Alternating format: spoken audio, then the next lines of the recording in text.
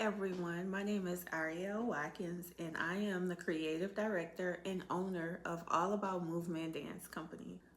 Over the years, I've had the joy of working with so many young children as a dance teacher, as a dance studio owner, as a company developer, as a children's book author, and the list goes on. I've also had national recognition for grant programs that have helped dancers and their families as well. But honestly, I'm not here to talk to you as a dance studio director. I'm here to talk to you as a person who wants to help moms and family members navigate your child's next new exciting chapter at a dance school. So let's get right into it. The first topic, what to expect on your child's first day of dance school. I've seen it plenty of times before. I think the moms and the family members are much more nervous than the children are. And sometimes that rubs off on them, but just let them be free to do and to be who they are in the beginning. But what I want to talk to you about is the attire. So before a child starts dance school, typically there is a uniform established at the studio. They may require you to have monogram leotards and things of that nature. It's really important to invest in those things early on, because what it does is, for you, what it does is make you look like you are a part of the team, like you are interested in being here long term and you are interested in having your child develop at this particular school. Also, don't worry if you have a child who's shy or, maybe nervous in the beginning. They will loosen up. You cannot be a helicopter pilot parent though.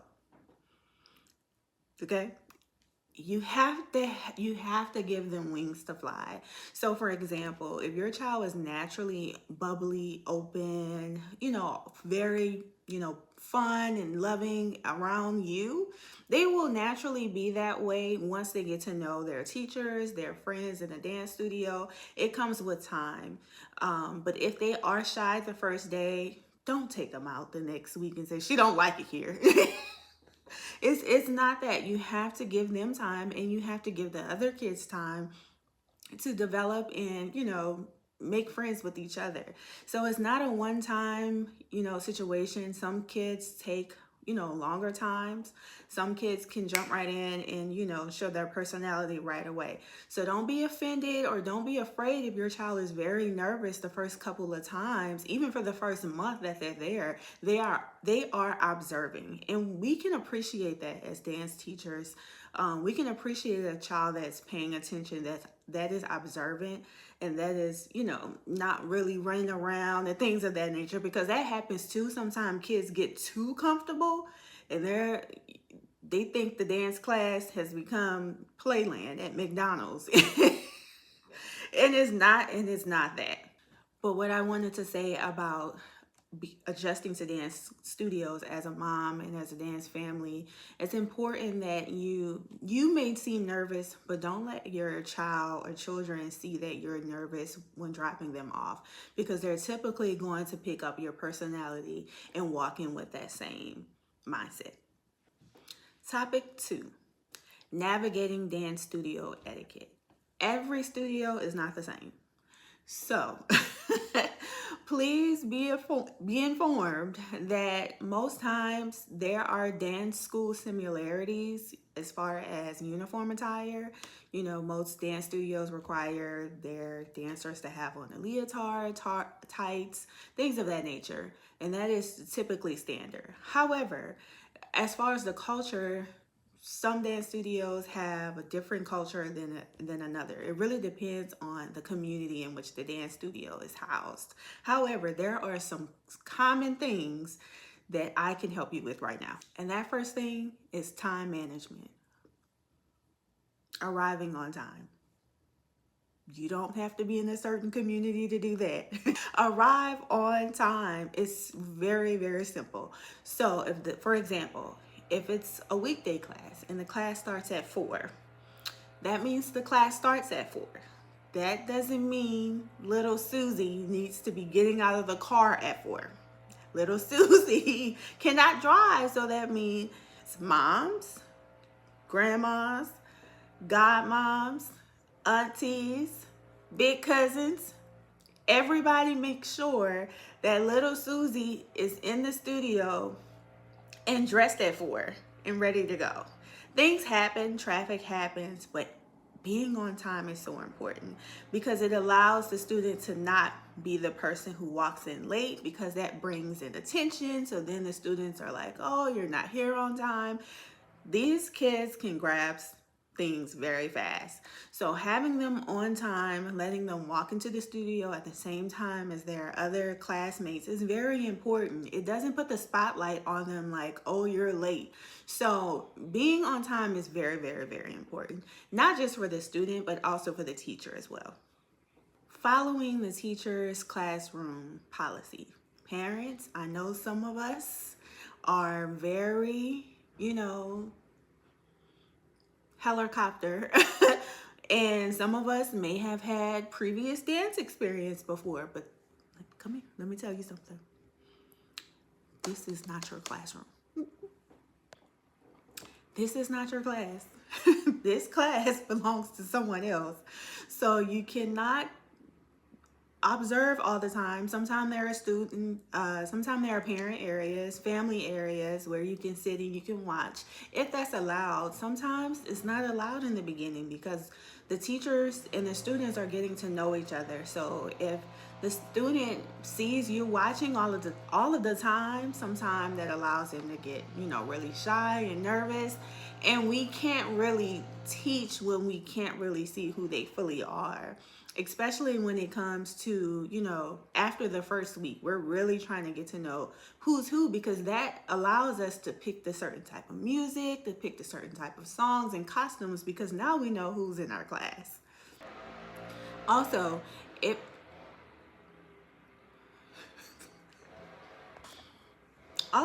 your studio has a parent or family observant area, it doesn't mean that they're kicking you out and they don't want you to be a part of what's going on. That doesn't mean that at all. What it means is that we want you to stay over there. We want you to stay in the area. We don't want you to come over here. And I mean that respectfully, but that's what the parent observant area is for. If you twinkle on down to where little Susie is, she's going to recognize you. She's going to freeze up, or she's going to get distracted, and that causes her to miss teaching time with the choreographer or with her dance studio teacher that's, showing something to the class. So it's not about kicking you out. It's not about not wanting you to see. We're not surprising you with anything. You will probably see every single movement that has been taught later on when she leaves class or he leaves class. But just know, if the parent observing area is in the front by the door where the snacks are, we need you to stay there. The last thing is about supporting your child at home. Dance is just not about what happens in a studio. It's an everyday lifestyle. So what your child is essentially learning in the studio, we need you to be able to encourage those same practice principles at home. So if the child is learning a tendu, a jeté, or a chaîné term, just for example, we need you to learn those terms too.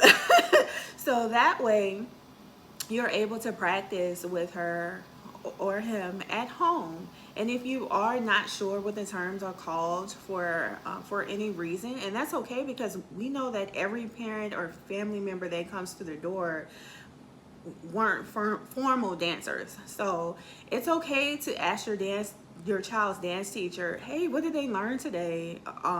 Is there a way that I can email you so that you can tell me the term, so that we can find some videos at home to look at? They will be more than happy to tell you, oh, we learned this today, or we learned that today. And you can go online and Google videos, practice videos. They have them for all different levels of dance, from 2 to 3-year-olds all the way to adult level videos online, if your child's dance teacher doesn't send home videos themselves. That's my next point. Now, this is really the bonus round because we're still talking on navigating the first couple of weeks, going into the first couple of months of starting a new dance school. So a lot of times what teachers are doing and creative directors are also doing is formulating our observant period. So we're essentially getting ready for maybe a Christmas or a holiday program, but we're also learning the dancer styles and to see where they are as far as their maturity, if they're a new student, or just their levels altogether. So there are times when dance studio send videos home, whether it's the teacher or they just have, a class video. That's not for you to keep in your phone. It's not. It's not to take up storage in your phone. It's really for your child to watch, so that way they will come prepared for the next class. Now, there are different ways that these videos can be sent out. Sometimes there are group me's, sometimes there are the band app, sometimes it's WhatsApp, sometimes it's Facebook, sometimes it's YouTube. There can be a plethora of ways for these videos to come to you. But please, please, please do not let them just sit in your phone. If your child, for example, if your child has dance class on every Wednesday, let's just say and this just doesn't have to go for dance students like in the studio. This could be for dance teams at school. This can be for dance ministries at church. This can go so many different ways.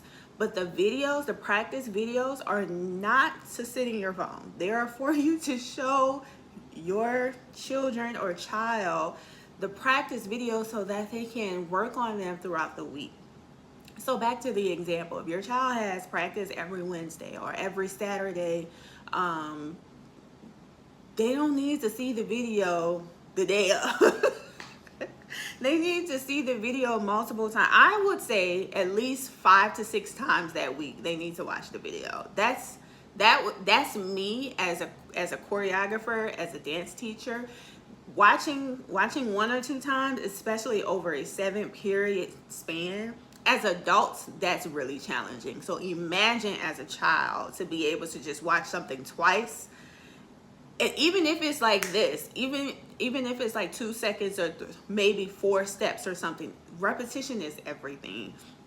And so I encourage watching a video 5 to 6 times per week to get the repetition going and allowing the child to be able to practice with the video. So moms, I know you want to watch your baby all day, but please, please do us all a favor and allow your child to watch the practice video, because that's essentially who it's for.